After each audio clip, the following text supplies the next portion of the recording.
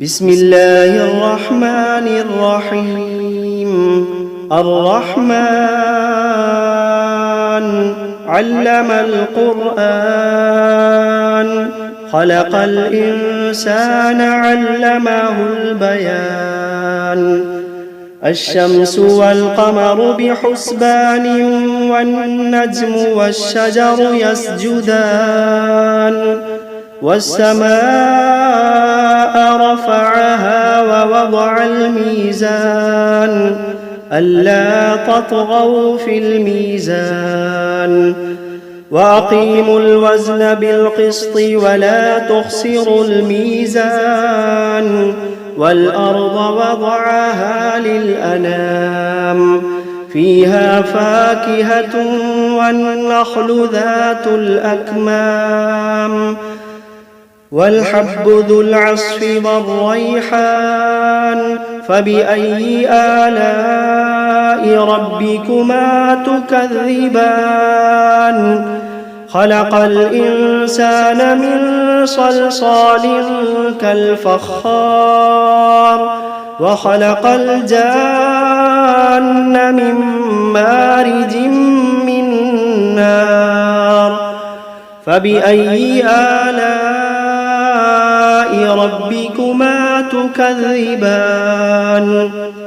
رب المشرقين ورب المغربين، فبأي آلاء ربكما تكذبان. مرج البحرين يلتقيان، بينهما برزخ لا يبغيان. فبأي آلاء ربكما تكذبان.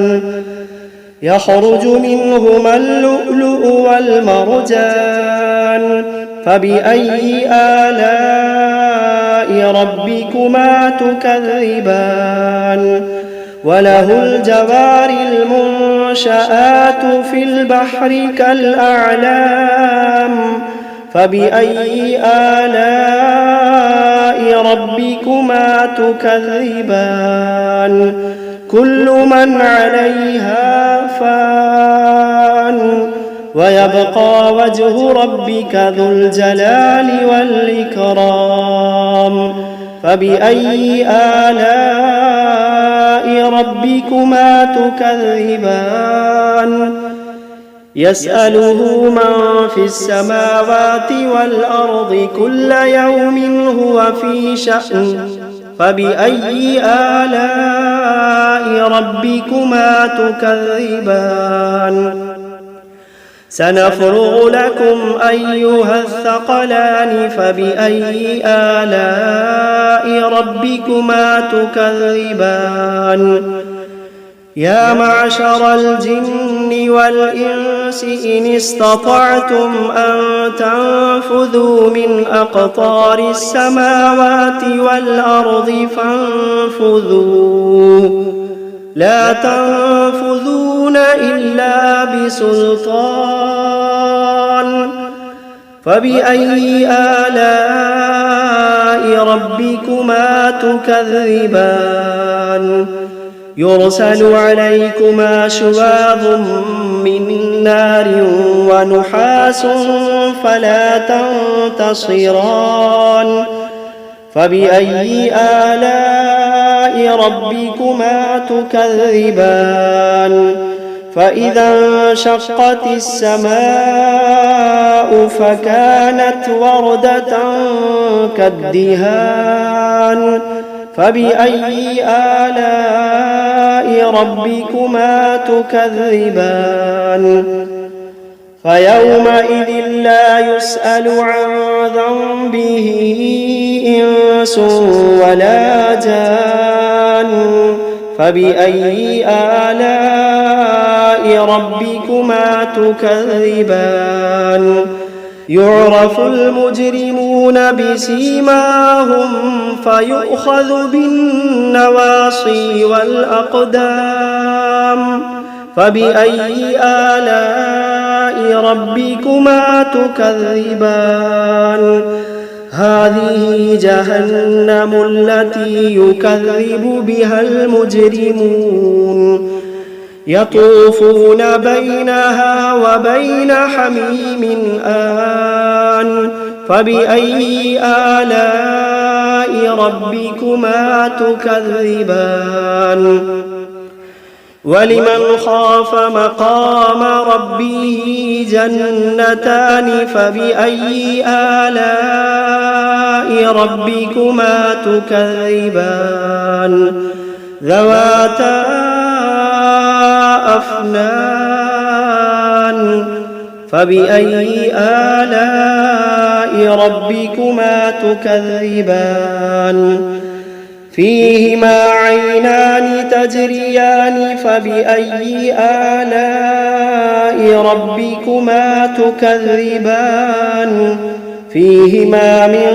كل فاكهة زوجان فبأي آلاء ربكما تكذبان متكئين على فرش بطائنها من استبرق وجنى الجنتين دان فبأي آلاء ربكما تكذبان فيهن قاصرات الطرف لم يطمثهن إنس قبلهم ولا جان فبأي آلاء ربكما تكذبان كأنهن الياقوت والمرجان فبأي آلاء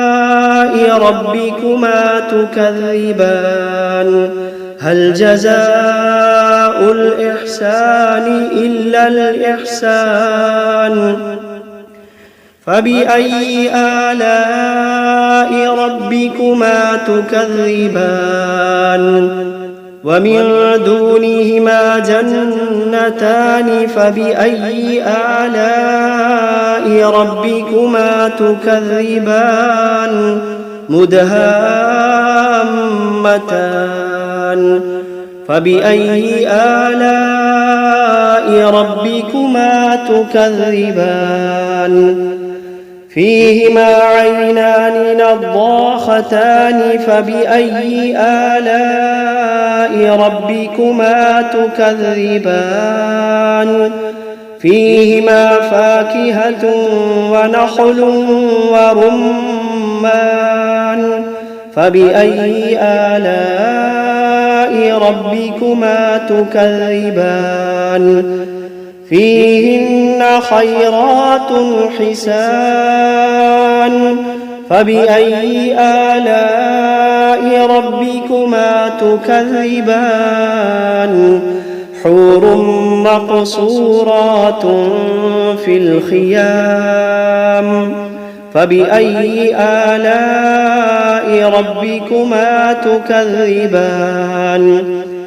لم يطمثهن إنس قبلهم ولا جان فبأي آلاء ربكما تكذبان متكئين على رفرف خضر وعبقري حسان فبأي آلاء ربكما تكذبان تبارك اسم ربك ذي الجلال والإكرام بسم الله الرحمن الرحيم تبارك الذي بيده الملك وهو على كل شيء قدير الذي خلق الموت والحياة ليبلوكم أيكم أحسن عملا وهو العزيز الغفور الذي خلق 7 سماوات طباقا ما ترى في خلق الرحمن من تفاوت فارجع البصر هل ترى من فطور ثم ارجع البصر كرتين ينقلب إليك البصر خاسئا وهو حسير ولقد زينا السماء الدنيا بمصابيح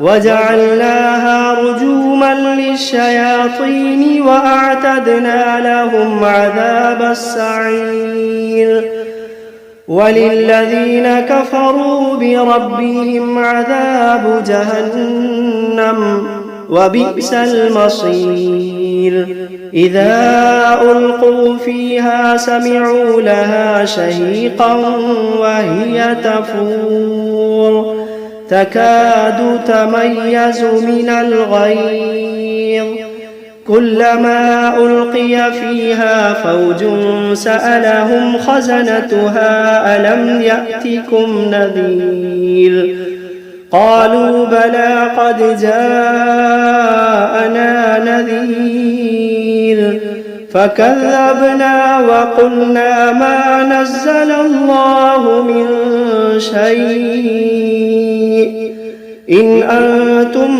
إلا في ضلال كبير وقالوا لو كنا نسمع أو نعقل ما كنا في أصحاب السعير فاعترفوا بذنبهم فسحقا لأصحاب السعير إن الذين يخشون ربهم بالغيب لهم مغفرة وأجر كبير وأسروا قولكم أو اجهروا به إنه عليم بذات الصدور ألا يعلم من خلق وهو اللطيف الخبير ألا يعلم من خلق وهو اللطيف الخبير هو الذي جعل لكم الأرض ذلولا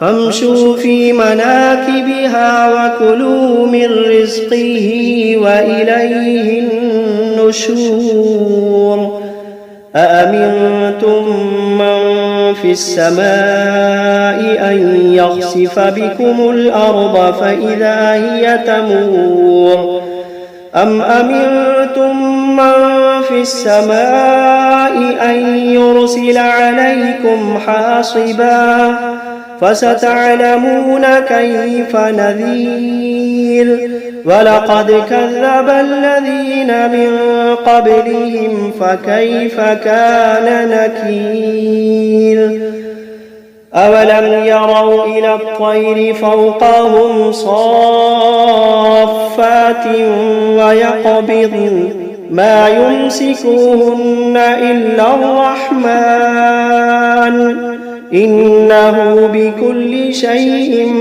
بصير أمن هذا الذي هو جند لكم ينصركم من دون الرحمن إن الكافرون إلا في غرور أمن هذا الذي يرزقكم إن أمسك رزقه بل لجوا في عتو ونفور أفمن يمشي مكبا على وجهه أهدى أمن يمشي سويا على صراط مستقيم قل هو الذي أنشأكم وجعل لكم السمع والأبصار والأفئدة قليلا ما تشكرون قل هو الذي ذرأكم في الأرض وإليه تحشرون ويقولون متى هذا الوعد إن كنتم كنتم صادقين قل إنما العلم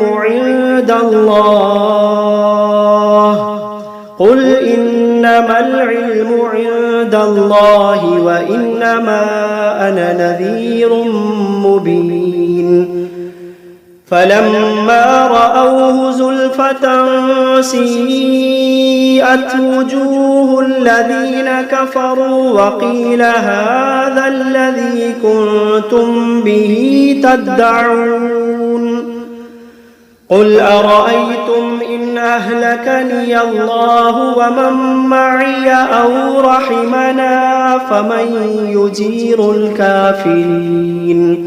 فمن يجير الكافرين من عذاب أليم قل هو الرحمن آمنا به وعليه توكلنا فستعلمون من هو في ضلال مبين قل أرأيتم إن أصبح ماؤكم غورا فمن يأتيكم بماء معين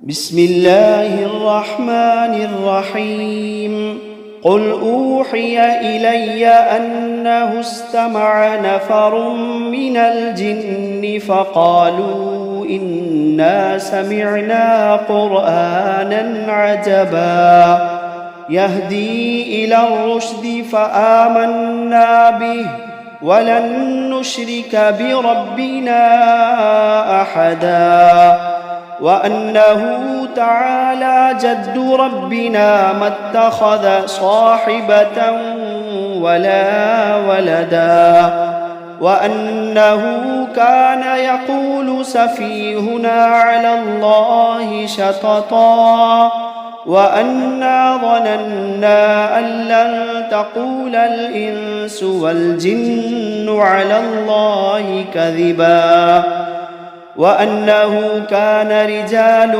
من الإنس يعوذون برجال من الجن فزادوهم رهقا وأنهم ظنوا كما ظننتم أن لن يبعث الله أحدا وأنا لمسنا السماء فوجدناها ملئت حرسا شديدا وشهبا وأنا كنا نقعد منها مقاعد للسمع فمن يستمع الآن يجد له شهابا رصدا وأنا لا ندري أشر أريد بمن في الأرض أم أراد بهم ربهم رشدا وأنا منا الصالحون ومنا دون ذلك كنا طرائق قددا وأنا ظننا أن لن نعجز الله في الأرض ولن نعجزه هربا وأنا لما سمعنا الهدى آمنا به فمن يؤمن بربه فلا يخاف بخسا ولا رهقا وأنا منا المسلمون ومنا القاسطون فمن أسلم فأولئك تحروا رشدا وأما القاسطون فكانوا لجهنم حطبا وأن لو استقاموا على الطريقة لأسقيناهم ماء غدقا لنفتنهم فيه ومن يعرض عن ذكر ربه يسلكه عذابا صعدا وأن المساجد لله فلا تدعوا مع الله أحدا وأنه لما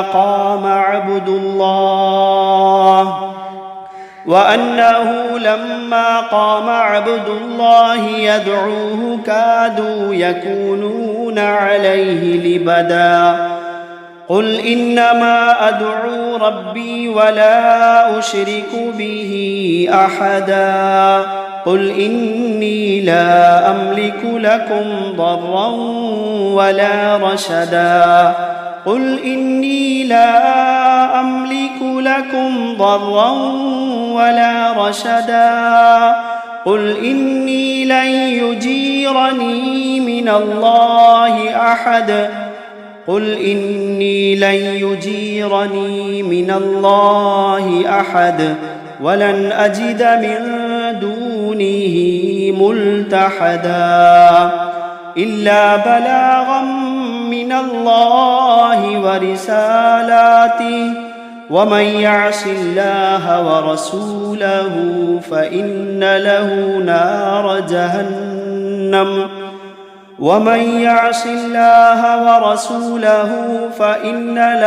نار جهنم خالدين فيها أبدا حتى إذا رأوا ما يوعدون فسيعلمون من أضعف ناصرا وأقل عددا. قل إن أدري أقريب ما توعدون أم يجعل له ربي أمدا.